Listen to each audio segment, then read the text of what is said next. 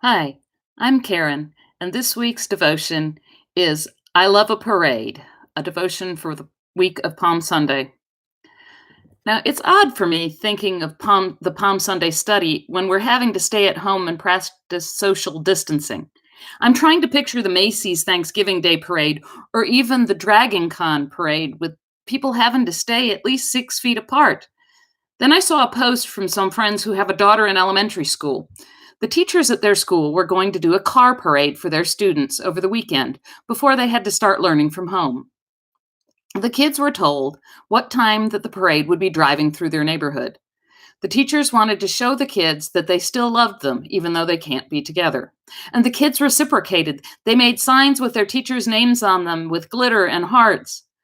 Our friends posted pictures of the kids standing at their end of their driveways or 6 feet apart along the sidewalk. It was a great way to say, we love you, even though we can't be together right now. When Jesus entered Jerusalem, the people wanted to show him how much they loved him, too. They waved palm branches and even spread their cloaks on the road. They shouted, Hosanna, which means save us or save now. Matthew 21:9 has their whole chant. The crowds that went ahead of him and that followed were shouting, Hosanna to the Son of David. Blessed is the one who comes in the name of the Lord. Hosanna in the highest heaven. At least for a moment, they recognized that Jesus was the Messiah sent from God to save them. Unfortunately, their praise would soon turn to shouts of crucify him. But like the teachers over the weekend, Jesus' ride was also to show his love for the people. Jesus' entry in Jerusalem was to show them that he was the one sent from God and that he did fulfill the prophecies. What the people didn't remember was that the prophecy was about the suffering servant who was willing to die for their sins. So, yes, Jesus riding in on the donkey was a sign of his love for the people, but the real act of love was still to come. I have often used this image for how much Jesus is loved, especially during children's sermons. It's that he loved us this much. He loved us enough to go to the cross. He loved us enough to die for us. This coming week is Holy Week. It's when we remember Jesus' last week on earth. We remember his last teachings to the disciples. We remember the Last Supper and washing of the disciples' feet. We remember his betrayal.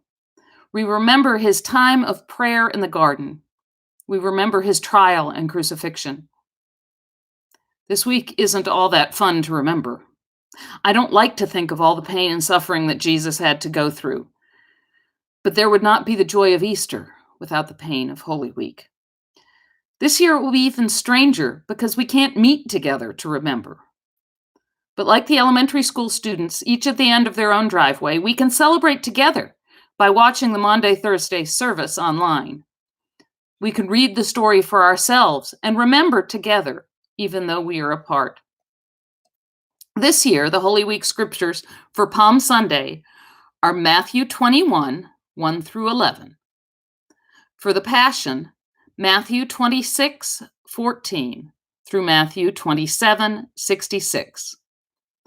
Maundy Thursday, read Exodus 12 and John 13, 1 through 17 and 31 through 35. For Good Friday, read John 18, verse 1 through John 19, verse 42. Take time to remember the great love of God and Jesus that made the celebration of Easter possible. Have a blessed week.